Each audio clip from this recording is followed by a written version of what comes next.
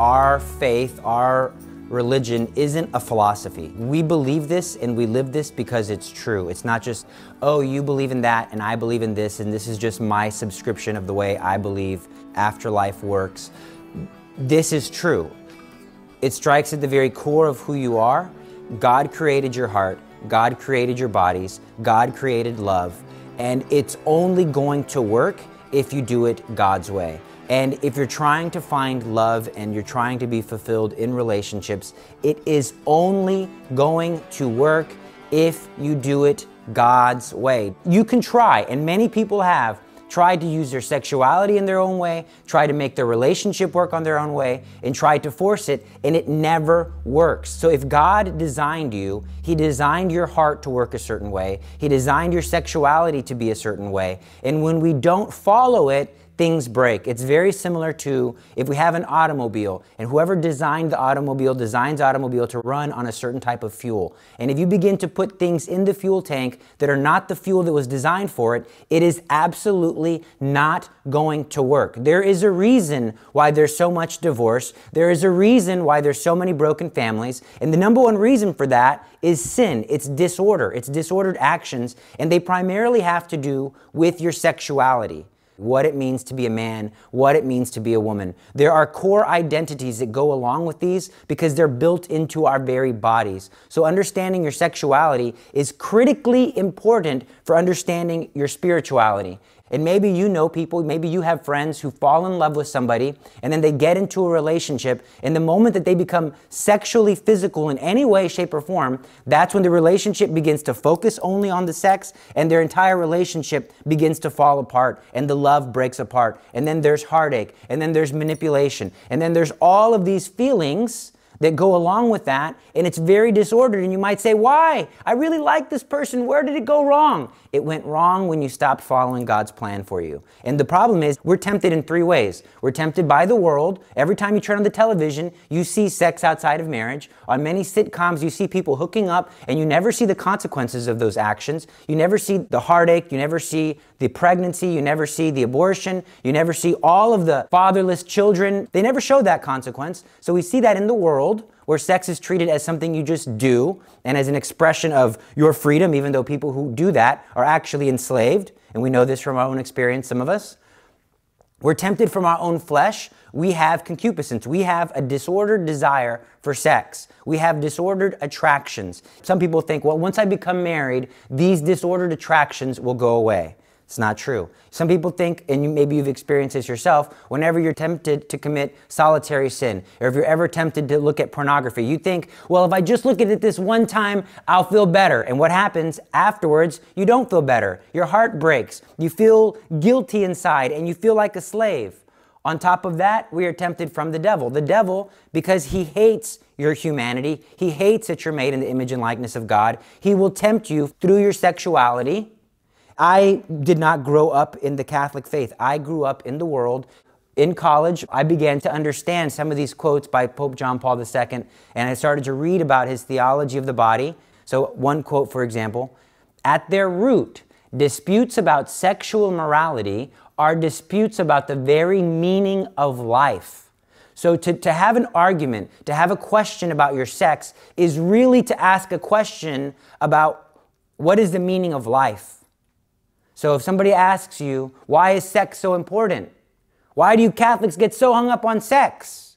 Because at its core, it has to do with what is the meaning of life.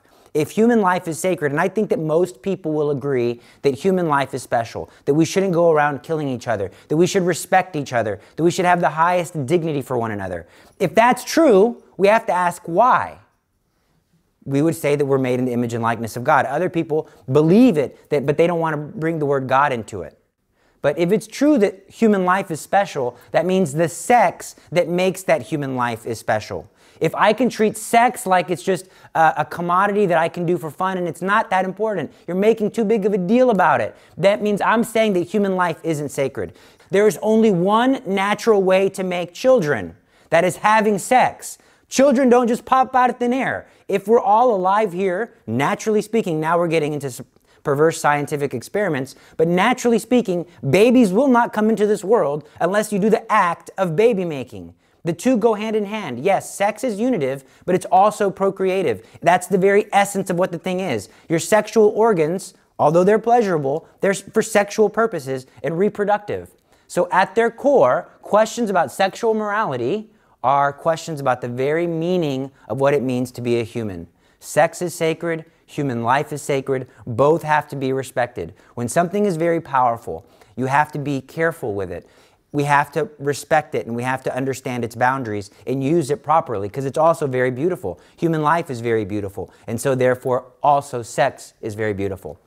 Another amazing quote that really has so much depth to it, and we're going to really dive deep into what this means, is John Paul II says, "We cannot understand Christianity if we do not understand the truth and the meaning of our sexuality." What is he talking about?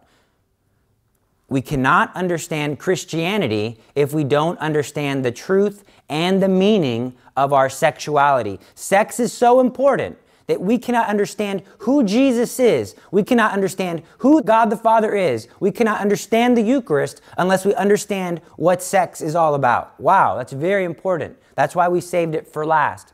We often hear that God is love, and I hate when people say that because a lot of times they mean that God is nice. That's not what we mean when we say that God is love. We saw Jesus many times in the Gospels not being very nice.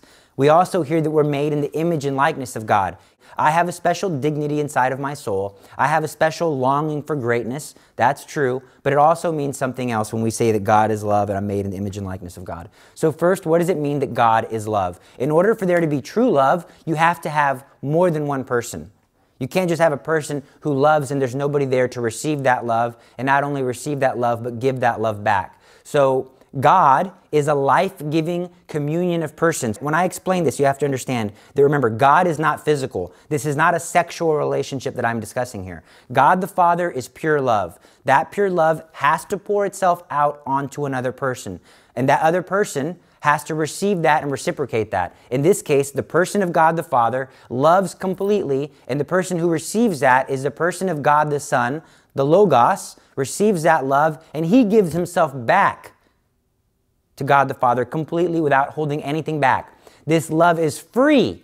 It's completely given freely. There's no prerequisite for it. It's total, complete giving of self. There's nothing that I can do that would keep me from giving myself totally. God that's His very nature. That's His very essence.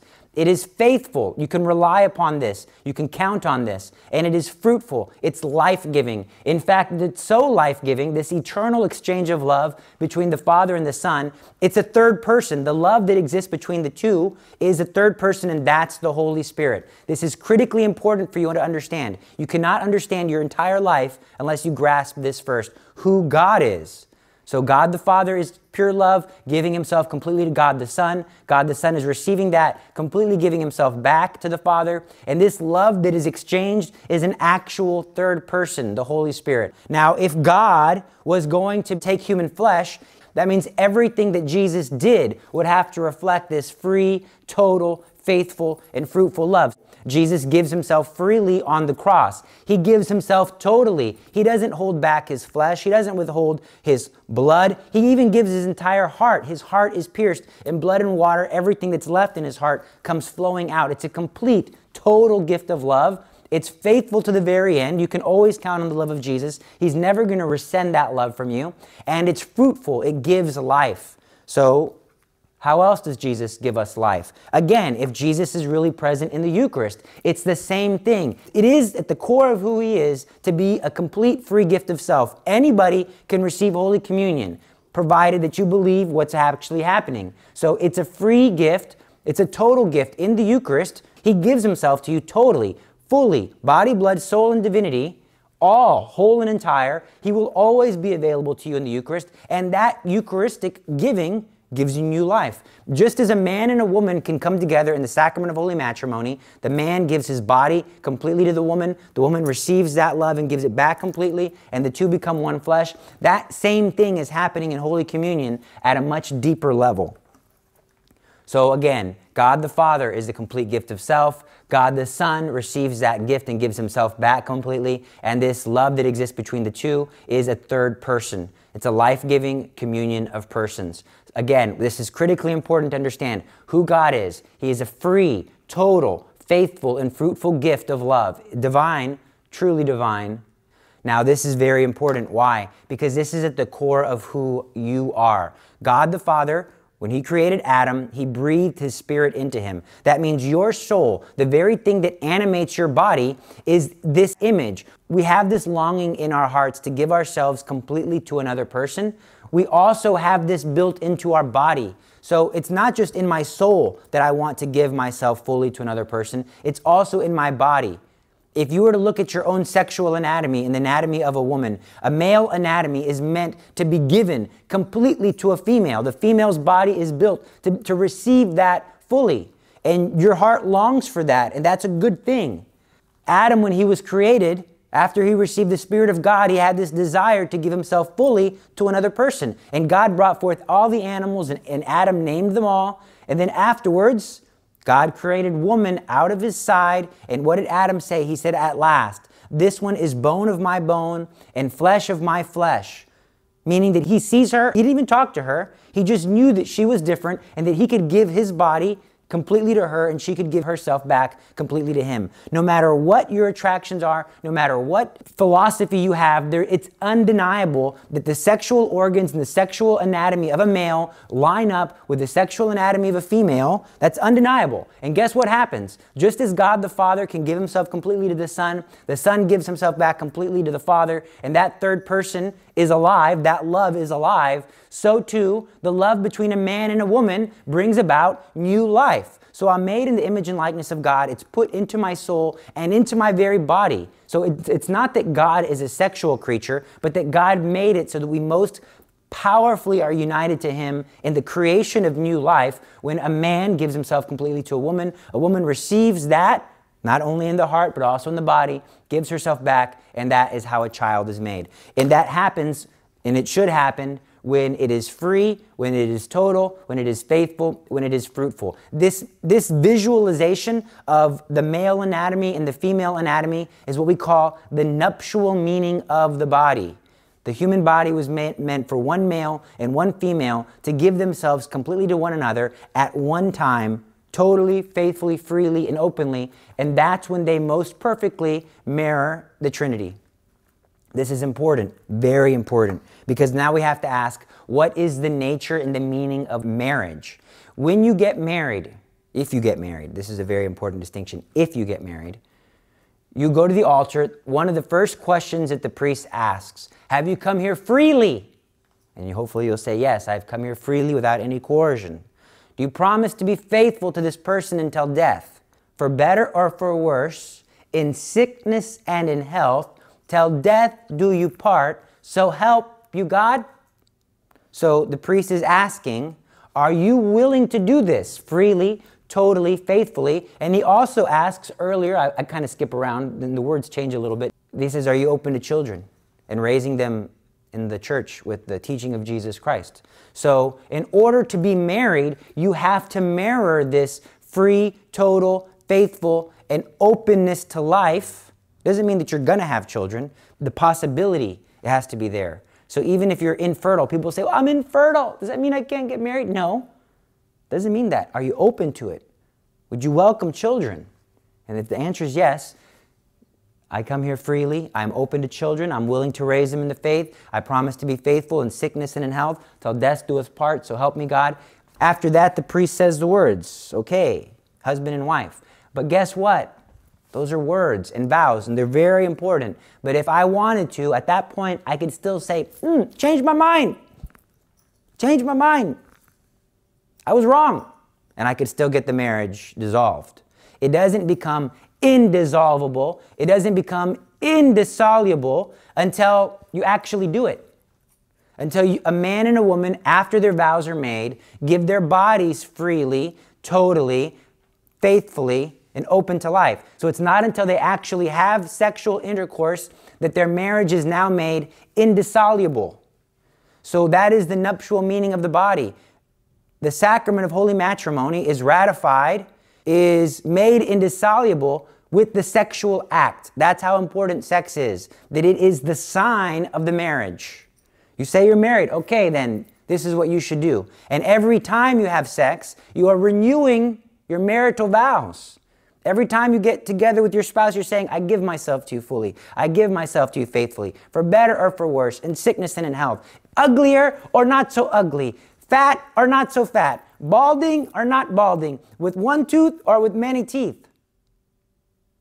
And guess what? You're going to be making these vows, God willing, long into your old age and when you're not even thinking about the other person being sexually attractive. Why? Because sex is a complete gift of self out of love. It's not just about lust. Our community, our society has taught us that sex is only good if I look at her and she is a supermodel, or I look at him and he's got nice abs and big muscles. It's not the way it works, folks. That's how Hollywood would have it portrayed, but that's not how it works. So the marital union is unitive and procreative, and so too the sexual act is unitive and procreative. The sexual passions are meant for the sacrament of holy matrimony because that is the safest and best place for children to be born. Children need to be totally balanced to have a good mother and a good father. It's not the norm in society today, but that's because of the way that sex is being treated. And it is to the great detriment of children. Is it possible for a single mother to raise good children? My mom raised me, I was a single child. I didn't meet my father until I was 14 years old. Would it have been better that my father was in my life and that he was a good man? Yeah, that would have been much better for me. And I suffered a lot and I had a lot of heartache because I didn't have that circumstance. It's possible God brings good out of a bad situation, but God had more planned for me. But my family, my mom, my father did not choose God's way. And so there was a lot of heartache, and I had to overcome insurmountable odds. And no doubt God is still working in people's lives today. So I'm not like saying that you're bad if you have that circumstance, because I'm in that circumstance. So how far is too far is often a question that teenagers want to know. And sometimes they're not given a straight answer. Sometimes I will hear things like, why do you have to ask how far I can get a woman to the edge of the cliff? If you really love her, you're trying to keep her from the edge of the cliff. Yeah, that's true. But I think we all really, really want to know how far is physically too far so that I know if I'm committing a mortal sin or if I'm not committing a mortal sin. Yes or yes, we want to know that. I wanted to know that, and I was looking all over the internet to try and find a clear answer. And finally, I found a clear answer. The answer is the sexual passions are reserved for the sacrament of holy matrimony. That means if I'm enjoying sexual passions, whether that be masturbation alone, whether that be masturbation in a group, whether that be oral sex, anal sex, any type of enjoyment of sexual stimulation, knowingly and willingly, outside of marriage, is a mortal sin. Why? Because my sex is very sacred. Is this difficult? Absolutely. It's very difficult. And honestly, I don't think it can be lived without God's grace. I think many people try to be pure, try to be holy. People get into relationships and you say, I know that in the past, sex ruined my relationship. I am not going to do it. And guess what? They end up doing it because they're weak. They need the grace and the help of God. They need prudence to avoid near occasions of sin. But at the end of the day, they just don't have the willpower. If humans on their own had the willpower to live God's plan, it wouldn't have been necessary for Jesus Christ to come down to give us grace and to save us. But this is important to remember. If this is true, and I think you know it is true because you can feel it in your heart. If this is true, that means it's not only good for me physically, it's also good for me emotionally, it's also good for me psychologically. If this is bad for me spiritually, it's also bad for me physically, it's also bad for me psychologically. So for example, let's say a young man and a young woman are in 9th grade and they become sexually active. First and foremost, they don't even know who they are themselves. They don't have any way of providing for a family. They don't have a proper understanding of what it means to be a man and a woman, and they haven't discerned properly. Because remember, the sexual act is the sign of marriage. So in a way, although it's true you're going too far, in a way you're not going far enough when you have sex before marriage because you're not really giving yourself fully. You're lying with your body. With your body you're saying, I love you, I give myself to you fully, faithfully, forever, but you don't mean it. You're just doing it because of lust or peer pressure. So what are some of the natural consequences of that? Besides the fact that you might have a child, which is a beautiful gift, and God will bring good out of every circumstance. It's not God's plan for you to have children while you're still in high school, but God can bring good out of that, and we must welcome life joyfully.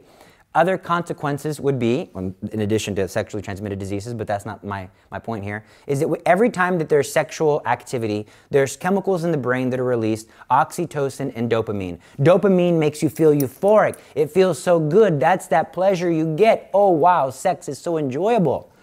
And it's supposed to be. And also oxytocin is released. And that is a hormone, a chemical in the brain that makes you feel addicted, that makes you feel attached. Ideally, if you've not had sex before and you're getting married to a young woman or you're getting married to a young man and you come together in marriage, wow, I love him so much. Wow, I love her so much. And then you get into a little argument and then you have sex. Wow, everything that's wrong with you, I forgive it. Oh, you're so handsome. Oh, you're so beautiful. I would never cheat on you. Oh, you'll never cheat on me. Oh, okay, it's so great. That's great. That's a good thing. But when you're 9th grade or 10th grade and you're having these sexual encounters, now I have this addiction to you. I know they're not good for me. I know they're not going to do good in school. I know they're not going to be good at a good job. I know they're not going to be faithful to me. I know they're not going to be good parents. But I love him so much. Oh, I love her so much. My heart is breaking. You barely know her. The only thing you have in common is you both like chocolate ice cream. You have nothing else in common. She would not make a good mother. I just love her so much. Oxytocin. Sometimes young people, they get addicted to pornography. I can't stop. That's all I think about is the computer and getting on the internet and looking at these girls. I know there's lustful temptation, but then there's also the addiction that comes with it. They've been done studies that addiction to pornography and addiction to sex is worse than alcoholism. It's worse than drug abuse, and it gets at the brain. It's true. There's movements out there of men trying to stop because looking at pornography so often has ruined them. They can't even have regular sex because of looking at artificial sex. And they say, what's wrong with me? Okay, it's not just this, because it's true, it's this. But we would be foolish to think that it's only physical, it's only psychological, it's also spiritual.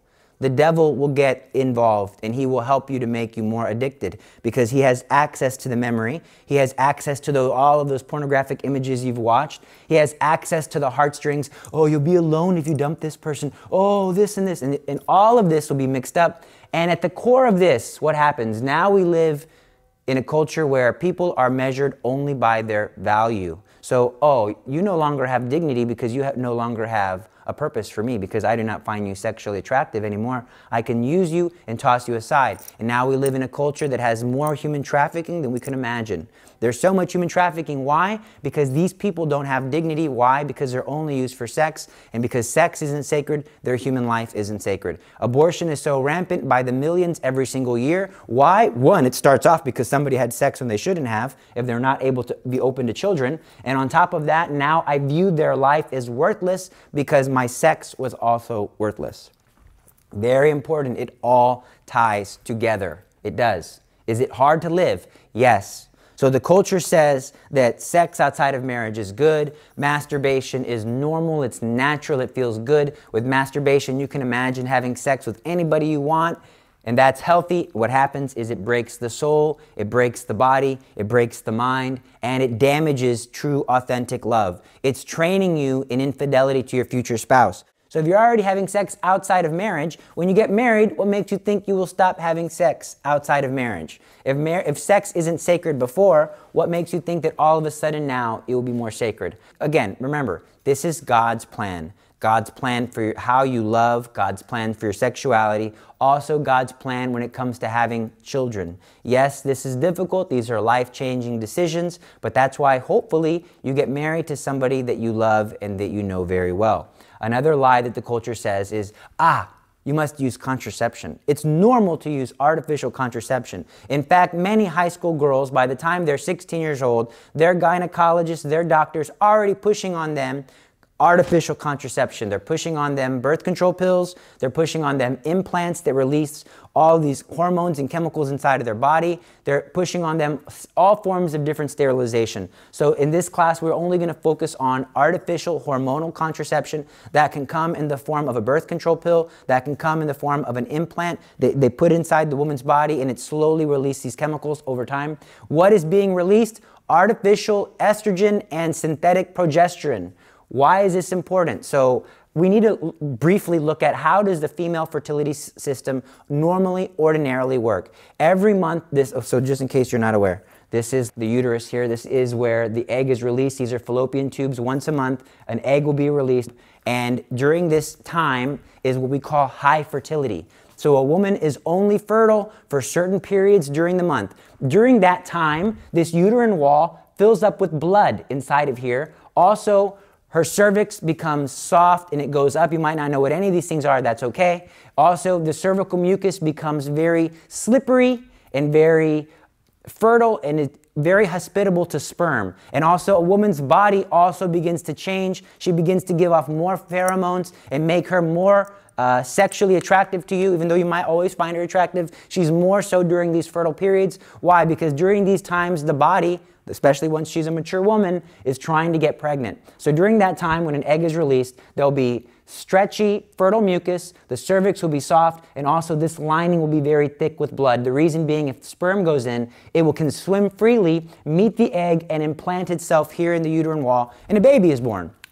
So how does artificial contraception work? You have an overload of synthetic estrogen and progesterone, and it tricks the woman's body into thinking that she's pregnant. Therefore, an egg will not be released. Sometimes an egg is released.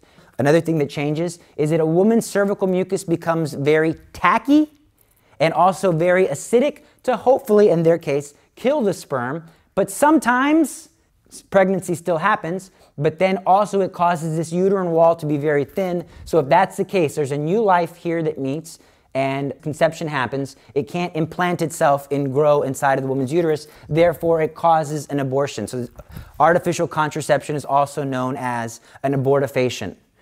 This is very dangerous. Why? Let's think about this. This is the first time, once the prescription of hormonal contraception has come into play, this is the first time where doctors, whose purpose is to heal the body, to help people to be healthy, is giving women medication to make their body stop working. A woman is healthy, that means she's fertile. That means everything is working properly in her body. If you're trying to kill that fertility, that life-giving force within her, you're trying to kill that with hormones, it causes problems because it's not natural. Some of the side effects include, but they are not limited to these. So there's decreased sexual desire. Many men are like, I got to get my girl on the pill and I can have sex whenever I want. But guess what? Now she doesn't want to have sex. Okay, that's one practical issue if that's your goal. She'll be likely to have headaches, nausea, be depressed, she'll have mood swings. Many women tend to notice weight gain. They begin to grow hair more or in places that they normally wouldn't. It also acts as an abortifacient. Also, it's very cancerous. So if a woman takes artificial contraception 4 years before her first child, the odds of her getting breast cancer go up by 70%. 4 years, let's say she starts taking artificial contraception as a 16-year-old girl in high school. And let's say she doesn't leave college till she's 21. She doesn't think about having a family till she's 24. That's 8 years later. So 4 years before your first child, your chances of getting breast cancer goes up by 70%. What's happening in case if you're taking it since you're in high school? Way worse.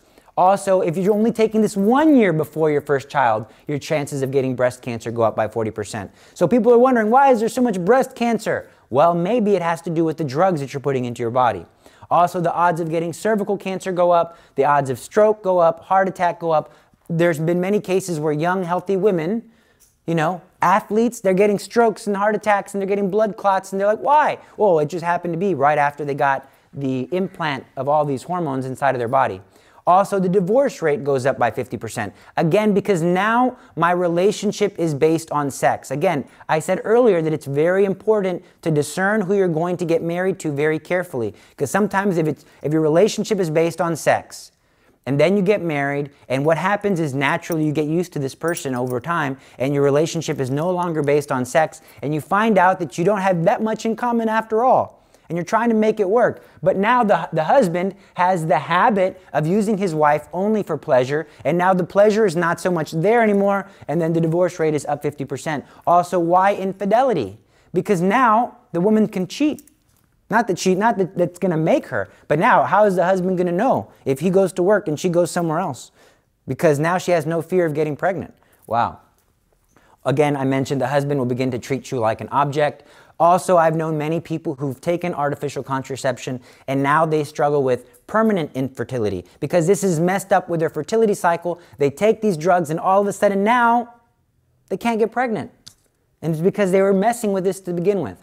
Also, it has issues with children. What do I mean? So these hormones are very strong. There's a reason why in the insert it says, do not take this within 6 months of having a child. Why? Because these are very powerful drugs, powerful enough to lead women to have greater chance of breast cancer.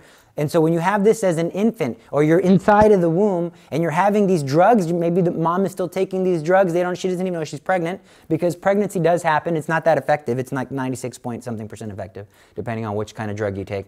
And now there's an overload of these synthetic hormones. And so now women, the little girls will be going through puberty much earlier. Boys will have less sperm. There's an increase in prostate cancer in young men. In fact, there's so much of this drug being used that people are now concerned that it's in the water cycle. So all of these young girls are being given synthetic estrogen and synthetic hormones, and then they go to the bathroom and then they pee, and then that water goes through to the plants to get cleaned out. And they're saying that now it even impacts people who aren't taking it. So I'd be very careful about all of these drugs. So God's plan is the best plan. The pill and artificial contraception is poison for the body. It's poison for the soul because it's intrinsically disordered. It's poison for the relationship. It's poison. And we have to understand that God's ways are the best ways. It is not God's will that a woman get pregnant every single time that she has sex. If it was God's will, she'd be fertile all the time. It's not God's will. I told you earlier that only one time a month is there this window of fertility. And there are natural ways of figuring when a woman is fertile and when she is not fertile. But you have to use prudence. It does require a little bit more self-discipline. So there might be good reasons to avoid pregnancy. And so when it is necessary to space children, that's called natural family planning. And you might say, well, that's just like contraception. No, it's not. Because I'm not putting anything in my body to stop God's plan. I am simply taking advantage of the fertile and the infertile times. So before I explain to you basically how it works, I'm not going to get into the real nitty-gritty of it. The divorce rate of those who use natural family planning is 2%. So now instead of talking 1 in 2 people are getting divorced, now we're talking 2 in 100, depending on the mentality. In an ideal circumstance, both the husband and the wife want this. Both the husband and the wife are keeping track of this and appreciate their sexuality. It's 99.6% effective. Men and women become more aware of the body. Also, you can see signs of early infertility because you're tracking a woman's fertility. Also, it has no negative consequences. It doesn't lead to cancer. It doesn't lead to cervical cancer. It doesn't lead to stroke. It doesn't lead to any of these physical ailments that introducing these foreign hormones in overloading quantities would have. And also you can stop it at any moment and it's not going to leave you infertile. So basically, I'm going to give you the basics of how it works. Just basically, I don't expect you to know this. If you get married and you get married in the Catholic Church, thank goodness we live in a good diocese where the cardinal requires everybody to take marriage prep, and part of that marriage preparation is some sort of fertility awareness program. So what happens again? There's a surge in this luteinizing hormone. It's not on this chart. That's called an LH surge. An egg is released. Also, there is an increase in natural progesterone. Very important to notice. So at that time, the cervical mucus becomes mucousy and stretchy and slippery. It makes it easier for sperm to travel. A sign of fertility being stretchy cervical mucus. The cervix is high and soft. Also, what else? The body temperature goes up. So a woman can chart this. She can take her temperature every morning and notice, this was a chart, pretend like that one doesn't exist. I have a low temperature, and I'm taking my temperature every morning. A woman will notice that her temperature rises. This is called the symptothermal method. I'm measuring the temperature, I'm measuring the mucus, I'm measuring the cervix. Also, I said earlier, there's also a luteinizing hormone. This hormone because of modern technology, can be measured with your urine. So I know some people who are using natural family planning for a good purpose, and they pee on a special device, pee on a little stick, and then the stick says, in the little device it says H for high chance of fertility, P for peak day. If you're seeking to have children, wow, peak day is the day that you want to have sexual intercourse, because this is the day that you are most ripe to get pregnant. Or then it goes from peak to high, so it goes high fertility, peak day, high fertility. Why? Because if you have sex a couple of days before peak day, around in here, you can still get pregnant because the sperm are living inside of the woman. After peak day, that's like the peak time of fertility, you can still get pregnant for a day or two after, because the egg is being released and sperm go in. Next thing you know, you're pregnant. So with devices such as Clearblue, I think it's called the Clearblue monitor, you can also measure the luteinizing hormone. So there's very many ways. And this would mean that if you are trying to get pregnant, you would have sex on high fertility days, peak days, and the other high fertility days. And that would be the best time to get pregnant. That's why I said it's good for those who are seeking to avoid pregnancy for some just reason, and it's also good for those who are trying to avoid. So if you're trying to avoid, you would avoid having sex on high fertility days, peak days, and the following 2 or 3 high fertility days, depending on how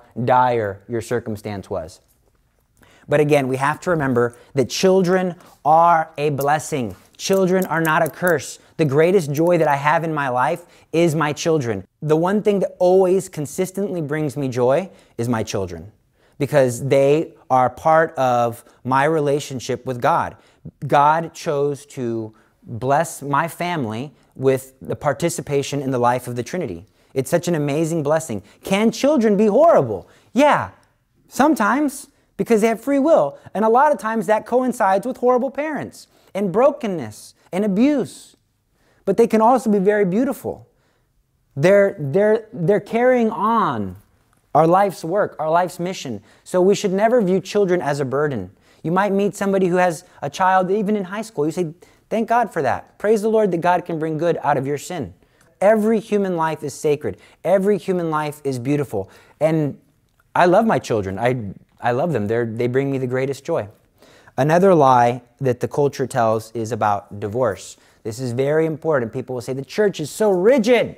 Let's see what Jesus has to say. Again, remember, the sacraments are not the idea of the church. They are instituted by Jesus Christ, and we do them because they are His, not because they are ours to manipulate. So what does Jesus say? Is it lawful for a man to divorce his wife for any cause whatever? Jesus says in reply, have you not read that from the beginning the Creator made them male and female, and said, for this reason a man shall leave his father and mother and be joined to his wife, and the two shall become one flesh. So they are no longer two, but are one flesh. Therefore, what God has joined together, no human being must separate. Let me repeat that. What God has joined together, no human being must separate.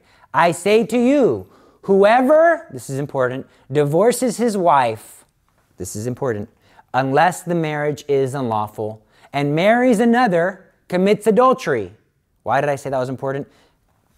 There's a rare circumstance here. Unless the marriage is unlawful. So there's a difference between divorce and an unlawful marriage. Why? So in order to be married, at the hour of and the moment of the vows, did you come here freely? Well, if you didn't come here freely, that marriage is unlawful because you're being forced, you're being coerced. Was it total? Did you plan on this being until death? If you have a prenuptial agreement saying, well, if we get divorced, I'm going to keep the car and you're going to keep the house, well, that means it wasn't total. You're already planning on separating. That means your marriage is unlawful. Were you faithful at the hour of your marriage? Were you cheating on my future spouse here? Did you have somebody on the side?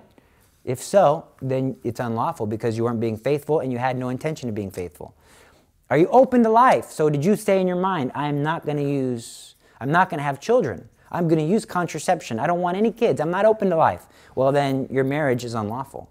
So if it's not free, there's many reasons here. There's many ways. There's many ways here that you could argue that your marriage was invalid. And if that's the case, then you can go before a tribunal of the church, present your evidence, they will do some research, and they will say, yes, you're right, this marriage is null. This marriage is void. And we call that nullity, an annulment.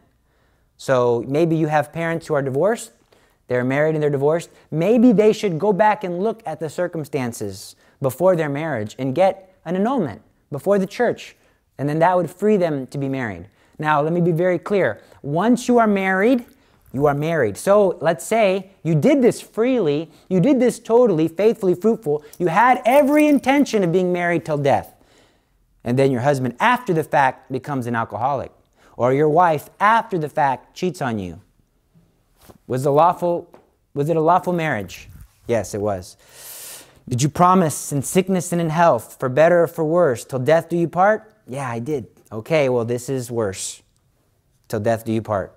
And that's still, it might be a cheater, it might be an alcoholic, but that's still your husband, that's still your wife. And so that's a horrible circumstance, and we need to pray, and we need to talk to them and have an intervention and see what we can do, but you're still married. That's why it's so important that you know who it is that you're getting married to, that you discern properly, that you save sex for marriage, if they're worth saving it for. And you have to spend time with these people to see how they act in various circumstances. It's the easy thing. The easiest thing to do is say, I'm attracted to that person. I will get into a physical relationship with that person, and I love that person. Love is not emotions. Love is not attractions. Love is a choice. When all the attraction is gone, all there is left is love. The choice to want the highest and the best thing is an act of the will. A parent who adopts a child, they've never met the child before. They make a choice. I'm going to love this person. What does that mean? I want the highest and the best thing for them. When Jesus was on the cross, was that pleasurable? Was that joyful? No, but it was the ultimate expression of love, sacrificing of himself for the sake of the beloved. So what about the circumstance if the husband is being physically abusive? If the husband is being physically abusive, punching the wife, being really dangerous to the children, in that case, the spouses may separate, but they're still married. And God willing, with counseling and with conversion and with prayer, God willing, they will be able to reconcile. But for the safety of the family, they must separate. Jesus himself made these rules. These are the words of Jesus Christ. So it's very important that we discern very carefully who we get married to. And I'll talk to you about that in a moment. Now we must discuss attraction. I mentioned at the very beginning of class, your attraction does not go away once you're married. Just as your desire for sex doesn't go away after you look at pornography or you commit masturbation or you have sex with whoever it is that you're attracted to, we have to be clear. We control our actions, but we can't control who we are attracted to. I hope you're realizing we're making rational decisions here. We're not basing our decisions only on emotions, only on attractions. Are attractions helpful? Yes. If I can find somebody to marry that I'm very sexually attracted to, that'd be great. That'd be awesome, especially if you can control that and save your sex until marriage. But once you get married, you're going to be attracted to other people. And you're going to have to make a choice. How do I act on these attractions? If you have the habit of being in control, then you will continue with that habit, and God willing, with His grace, you'll be faithful until death. A man might like dark-skinned women. He might like thicker women. Some men might like really skinny women. Some women might like Asian men. Some women might like dark-skinned men. Some women might be attracted to women. Some men might be attracted to men. Your attractions do not define who you are. You are a child of God. All too often in our culture, people will say, well, I have an attraction to somebody of the same sex, therefore I must be gay. Or I must be a lesbian, or I am attracted to everybody and everything. I am bisexual. You are not your attraction. Every human being is the same in that we all have sexual attractions. We cannot control who we are attracted to, but we can control what we do with that. Is it good for men to have sex with animals? No. Is it good for men to have sex with children? No. Is it good for men to have sex with people who are not their spouses? No. And I have to control those attractions. Similarly, it might be that you are attracted to somebody of the same sex. It does not mean that it is good for you to have sexual intercourse with somebody of the same sex. It's difficult, yes. It's difficult. It's a tougher life, and we have to be very sympathetic to people who have same-sex attraction. And it's not personal either, but two people of the same sex can never be married. Why? Because what is marriage? Think about it. It's a total, free, fruitful gift of self. The sexual organs only work one way. It's only possible between a man and a woman in order to give themselves freely, totally, an open new life. The sexual act of the male and the female organs is a sacred and special act that cannot be replicated in any other circumstance. And that's what marriage is. Without that, there's no marriage possible. For example, even if a woman were to fall in love with a man and he have his, for some reason, because Jesus even said that there are eunuchs being those who can't have sex, for some reason he doesn't have the sexual organs, or his sexual organs do not work, he's permanently impotent, they can't be married. Why? Because they can't commit the sexual act. They can't make the words into flesh. So we have to be sympathetic. Is it possible for somebody who has same-sex attraction to get married to somebody of the opposite sex and have sex with them? Yes, absolutely. Is it possible for a man who's attracted to hot blondes to get married to a thick Hispanic woman? Yes, it is possible. It is possible. Is it possible for him to have sex with her? Yes, it is possible. We might have sexual preferences, but people have sex all the time with people that they're not attracted to. Many of you, when you get married, you're going to have sex with a spouse who you no longer find sexually attractive. It happens all the time because sex is more than attraction. Sex is an act of love, and it's a beautiful thing. But we should not act only on our attractions. They can be good, they can be bad. I know men who are married to opposite sex and they send me messages on YouTube and they say, man, Gabe, you're right. It's true. Who we are sexually attracted to isn't necessarily always good for us. And I was like, what are you talking about? Well, I am married to a woman and I have 3 children, but I am addicted to looking at gay porn and I have a strong desire to go have sex with men. And thanks to prayer and to discernment and to freedom in Jesus Christ, I am choosing to stay with my wife and choosing to be a good husband for her and to love her and to cherish her and to raise my children to be good and holy people. We can't just act on our attractions. It's just not good for us. We have concupiscence. There's a famous saying of a monk who is helping a younger monk, and he asks the old monk, "Monk, I'm so overcome with lust. When can I stop being on guard? When can I stop worrying about committing sin?" And the monk said, 10 years after you're dead, you won't have this temptation anymore. God created us to give ourselves fully to another person, and because of the sin of Adam and Eve, because of concupiscence, we have disordered desires. But again, you're not your attraction. So a reminder, the human body is made in the image and likeness of God. The human soul is made in the image and likeness of God. And two people who give themselves to each other freely, totally, faithfully, forever. That's what God wants. God wants you to give yourself totally, fully, freely, not holding back. It's in your very DNA. You desire this. In fact, I meet young men who tell me, "Mr. Gabe, I feel like God's calling me to be a priest, but I want to have children. I want to have sex. I want to be able to give myself totally to another person." And I say, good. That means you're normal. Just because you become a priest does not mean that your sexual desire goes away. "But I want children, Mr. Gabe." You will have children. You'll have so many children. Everybody you walk by will call you father. Your bride will be the church, and you'll give yourself totally, freely. You lay down your life. A priest puts his head on the ground, gives his whole body to the church. Freely. Why? For new life, so that other people can live. And it's not natural. It's not natural to be a priest. It goes against our nature.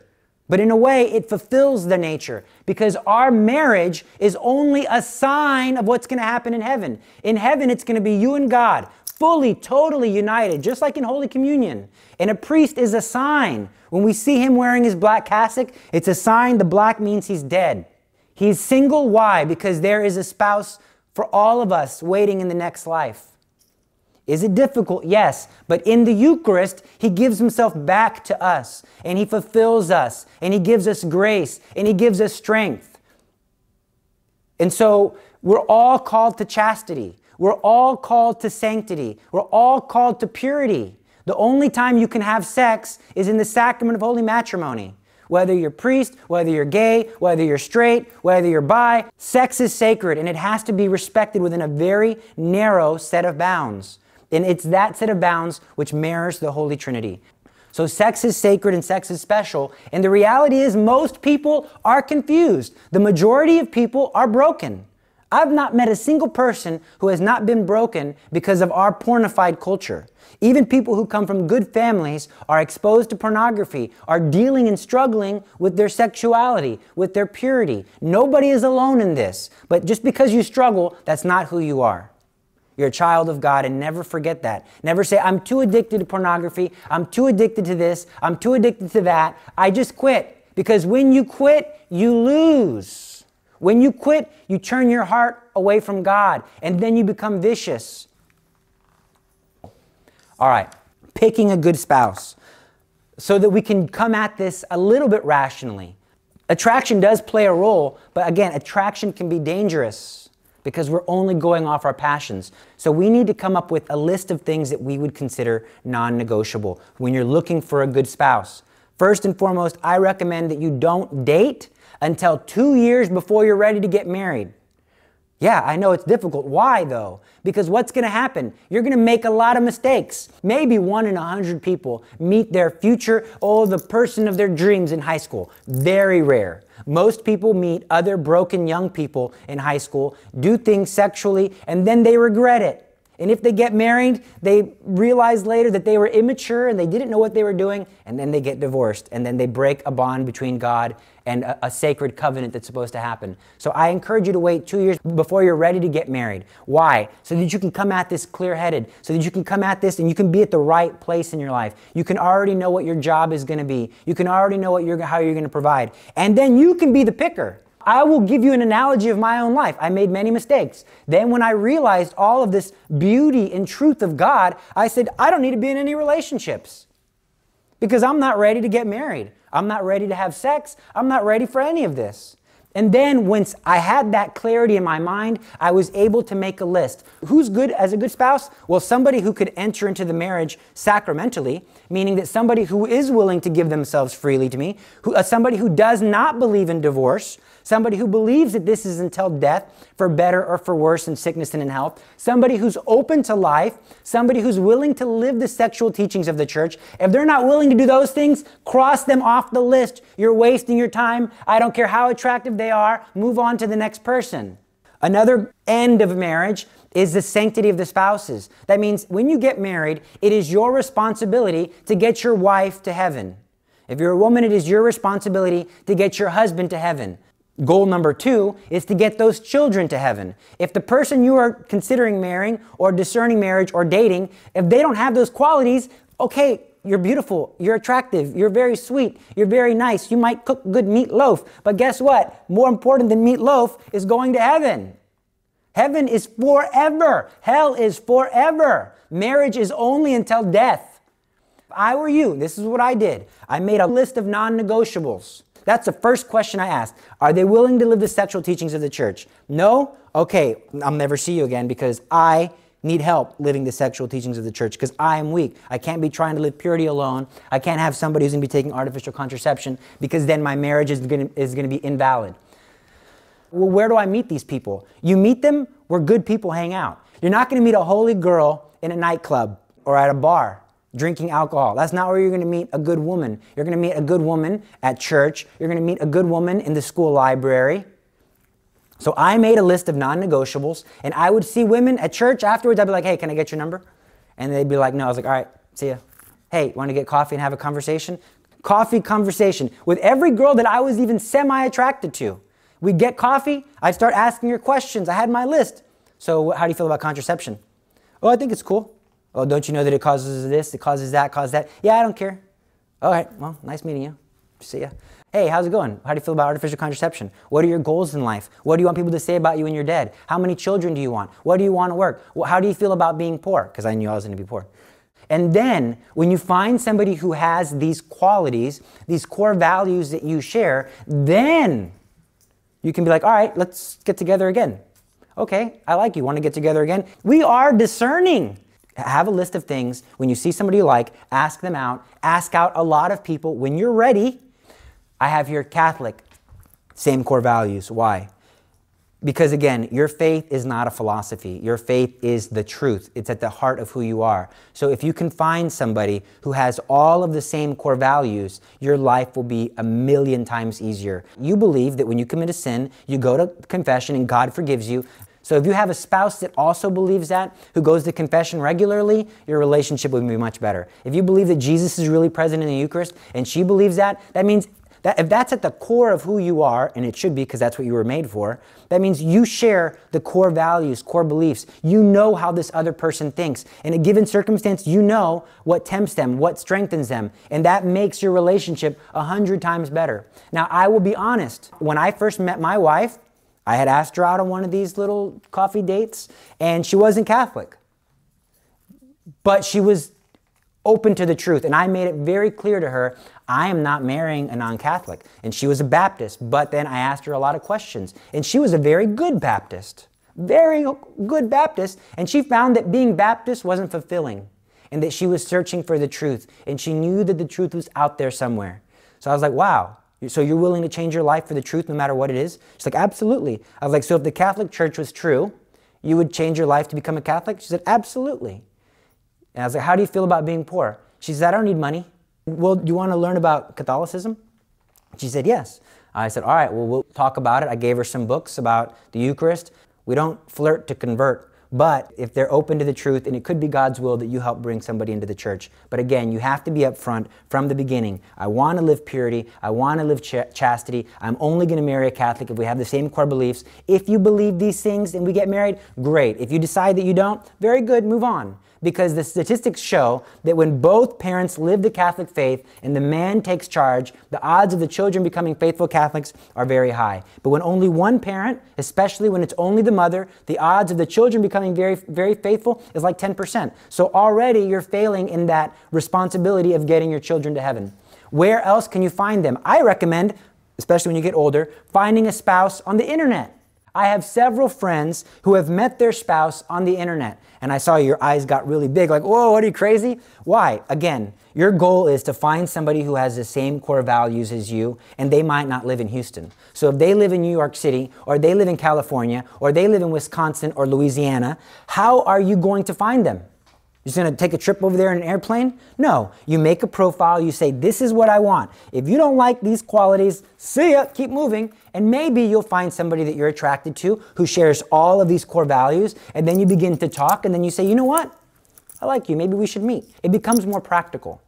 When you get into this relationship, it's very important that you talk about purity, that you guard and protect one another's purity. It is impossible to have one person who wants sex from the other person and the other person having to be the guard. No, we can't do this. Oh, no, don't touch me. You want somebody who's going to fight with you and fight for you. It's important that you talk about deep things up front, that you pray together, you pray for each other. A lot of times, especially women, they'll think, well, maybe they'll convert when they get older, when we get married. You can't count on that. And spending time together talking about these deep things will help you to know who it is that you're marrying. You know what causes them to tick. You know what they thrive on. And you can have a better sense of an assurance that they're not going to cheat on you. They're not going to flip and become a psycho on you unless they like hit their head or something. But if you know that they rely upon the Lord, they really eat, sleep, and breathe the teachings of the church, that they're cared primarily about their salvation, meaning that they're going to take care of your salvation. Go to church together, pray the rosary. Our Lady will help you in every aspect of this. Many people often question, why is Gabriel always talking about the rosary? Because Our Lady wants you to have a happy and holy life.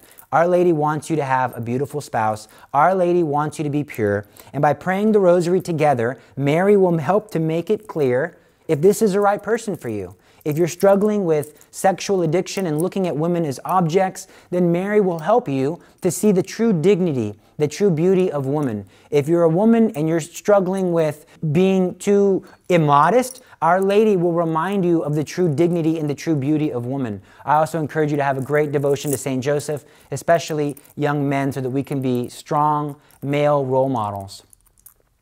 And finally, God created love. God created love. We can fight, we can resist, we can push back, but without God, good luck. You're not going to be happy. I'm not here as your philosophy teacher. I'm here as a witness that God is the only thing that can satisfy the longings of your heart. If it wasn't true, I wouldn't be here telling you these things. Let's close in prayer. In the name of the Father, and of the Son, and of the Holy Spirit, amen. Dear Lord, you created our hearts, and we all have a longing in our heart that can only be satisfied by you. We ask that you give us the grace and the strength to overcome our temptations, to overcome our desire to give in to cheap love. And if we fall into sin, we ask you to please help make us pure. Please strengthen us and heal all of our wounds and all of our disordered attractions. Through the powerful intercession of the Blessed Virgin Mary, we place all of our hope and all of our trust. Hail Mary, full of grace, the Lord is with thee. Blessed art thou amongst women, and blessed is the fruit of thy womb, Jesus. Holy Mary, Mother of God, pray for us sinners, now and at the hour of our death. Amen. In the name of the Father, and of the Son, and of the Holy Spirit. Amen. God bless you.